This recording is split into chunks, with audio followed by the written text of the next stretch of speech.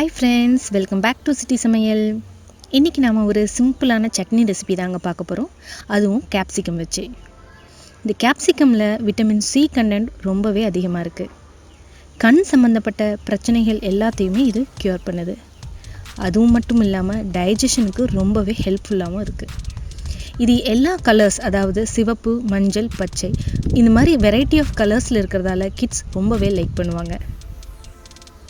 இது வெயிட் லாஸுக்குமே ரொம்ப நல்லது, ஏன்னா இது லோ கலோரிஸ் கொண்டது. அப்படிப்பட்ட சிம்பிளான கேப்சிகம் சட்னி எப்படி பண்ணலான்னு பார்க்கலாம்.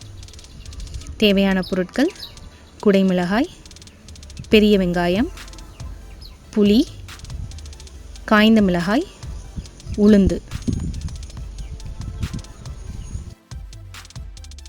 நம்ம செய்ய போடுற கடாயில் கொஞ்சமாக ஆயில் ஊற்றி, கூடவே உளுத்தம்பருப்பு,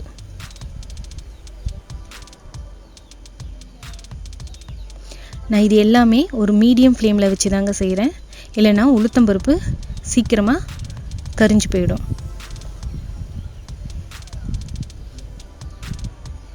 கூடவே 5 காய்ந்த மிளகாய், நெல்லிக்காய் அளவு புளி. ஸோ இது எல்லாத்தையும் லைட்டாக வதக்கிக்கலாம்.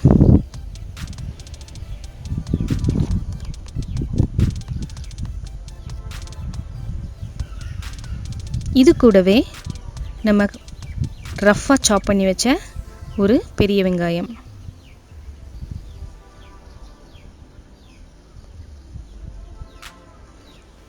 இதையும் போட்டு நல்லா மிக்ஸ் பண்ணிக்கலாம்.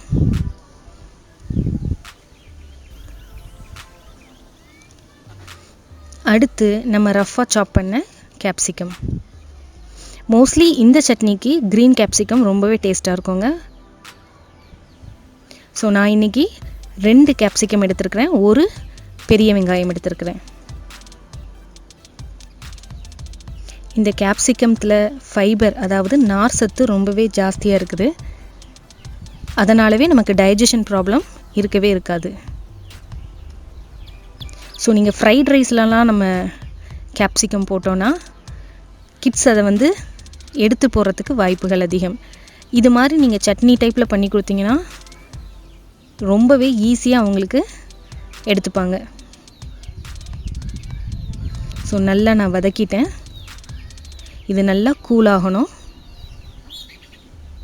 கூலானதுக்கப்புறம் நம்ம மிக்ஸி ஜாருக்கு ட்ரான்ஸ்ஃபர் பண்ணிக்கலாம்.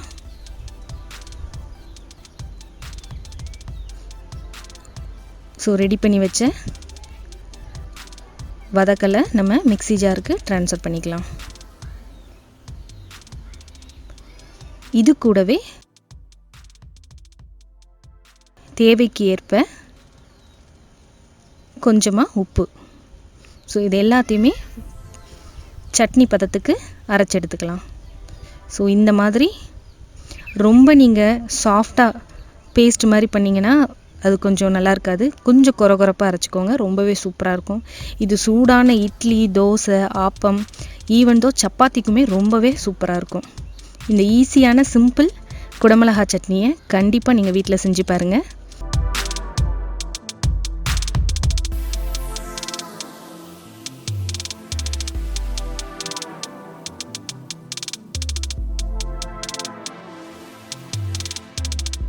மறக்காமல் லைக் பண்ணுங்கள், ஷேர் பண்ணுங்கள், கமெண்ட் பண்ணுங்கள், சேனலை சப்ஸ்கிரைப் பண்ணுங்கள்.